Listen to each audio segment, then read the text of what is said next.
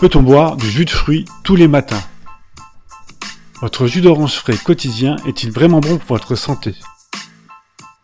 Quels sont les critères d'un bon jus de fruits et bien plus encore?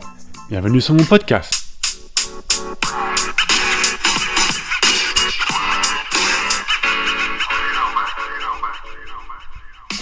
Santé, sport, nutrition, habitudes ancestrales et biohacking. Je m'appelle Laurent Inguenet et cela fait des années que je m'intéresse aux dernières avancées de la science qui nous permettent d'optimiser notre corps et notre esprit. Grâce à ce nouveau podcast, je suis très heureux de partager avec vous des habitudes simples à mettre en œuvre au quotidien afin d'améliorer votre santé et augmenter votre longévité. Bonjour les amis, aujourd'hui nous allons parler jus de fruits. Dans l'inconscient collectif, le jus de fruits est vu comme un allié pour notre santé. Ce n'est pas faux, mais il faut savoir qu'il peut aussi être source de problèmes. Dans une première partie de ce podcast, nous allons nous intéresser à ces problèmes. Puis, nous verrons les critères d'un bon jus de fruits et quel est le meilleur moment de la journée pour en consommer. Alors, commençons par les problèmes. J'en vois 3 principaux. Problème numéro 1, le sucre. Surprise, surprise. Eh oui, la quasi-totalité des jus que l'on peut trouver en magasin ont le même ingrédient de base, le sucre. Vous qui voulez vivre sainement et qui chaque matin pressez un grand verre de jus d'orange frais, vous pensez peut-être que le sucre naturel n'a pas les mêmes effets néfastes que le sucre raffiné. Malheureusement, c'est faux. Pour votre foie, pour votre taux de glucose sanguin, il n'y a aucune différence si le sucre vient d'un verre de jus ou d'une canette de soda. Il faut donc vraiment faire attention à la surconsommation de ce breuvage, surtout dans le cadre d'un mode de vie sédentaire. D'après une étude publiée en 2015 dans le journal de l'hépatologie, un seul soda quotidien élève de 55% les risques de développer une maladie chronique du foie que l'on appelle stéatose hépatique ou la maladie du foie gras. Elle est très répandue chez les enfants. C'est une épidémie silencieuse qui concerne aujourd'hui environ 3 millions de personnes en France. Malheureusement, elle est amenée à progresser dans les années qui viennent. Quand on sait qu'un foie graisseux est susceptible de générer une cirrhose, voire même un cancer, et ce sans que l'on boive une seule goutte d'alcool, on se dit qu'il faut vraiment faire attention à la consommation de poissons sucrés. Et cela concerne aussi les jus de fruits. Problème numéro 2, les jus de fruits non biologiques peuvent être chargés en pesticides toxiques. C'est un problème général pour tout ce que nous mangeons, mais aussi en particulier pour les jus. Un aliment biologique, il est cultivé et il est transformé sans utiliser d'engrais ou de pesticides synthétiques.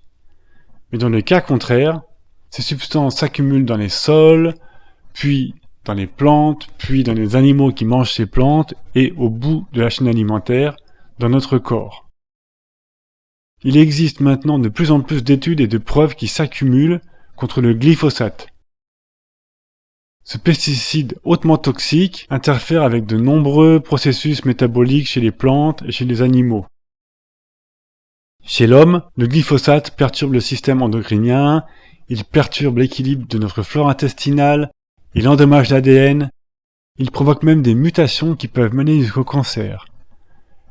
L'explosion de certaines maladies chroniques a été corrélée à la montée en puissance de l'utilisation des glyphosates. Pour rappel, on a commencé à les utiliser dans les années 70. Si vous voulez boire beaucoup de jus, je vous conseille au moins de prendre des jus biologiques.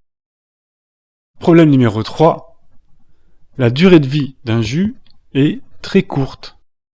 En effet, en raison de l'oxydation, les micronutriments contenus dans les jus se dégradent très rapidement. Donc le mieux, c'est de le consommer immédiatement une fois qu'il est pressé, ou alors ça revient plus ou moins à consommer une canette de soda sucré, c'est-à-dire peu de nutriments et beaucoup de sucre. C'est le cas de la plupart des jus que vous pourrez trouver en magasin.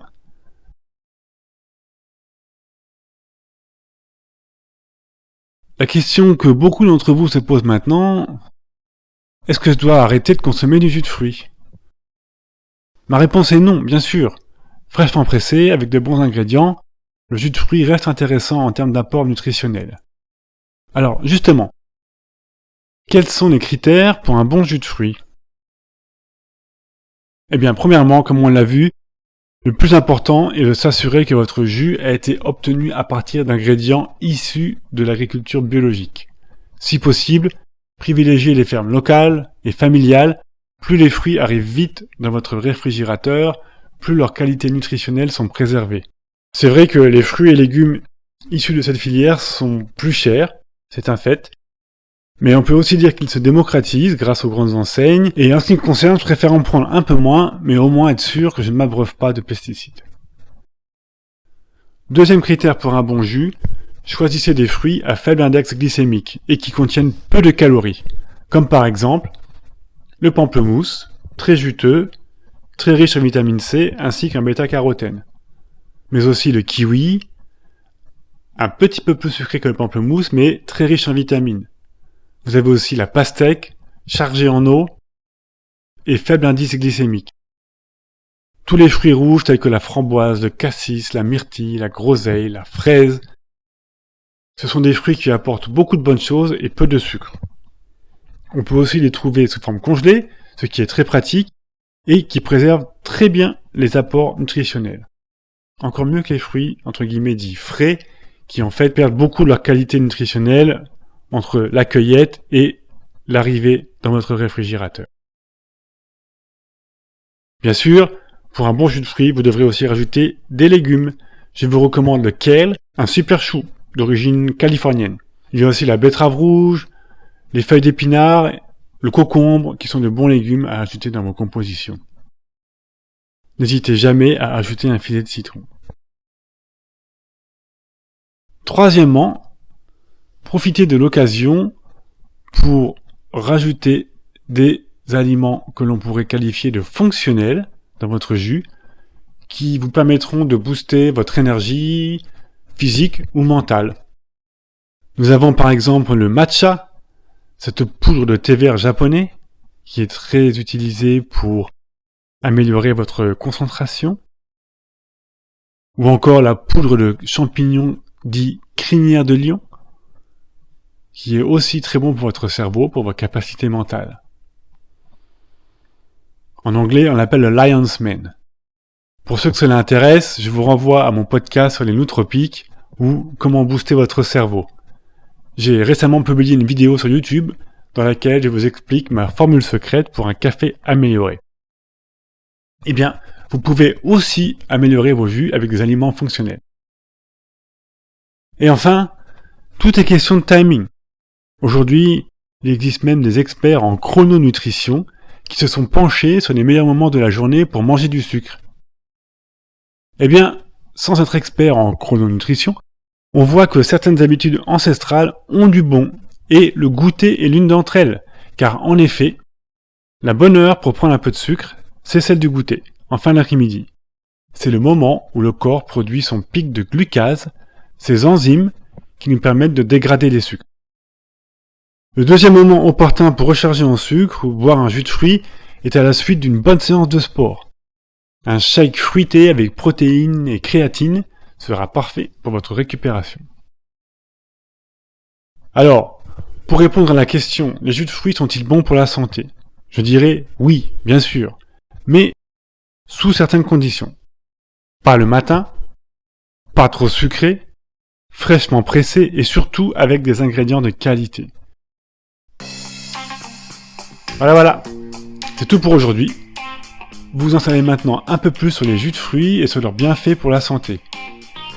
Pour ceux qui veulent approfondir, je vous renvoie aux notes du podcast sur mon site internet www.vivre120ans.com. Vous y trouverez tous les liens vers les études et les livres recommandés. Je vous dis à très bientôt pour un nouveau podcast Santé Longévité, et d'ici là, portez-vous bien.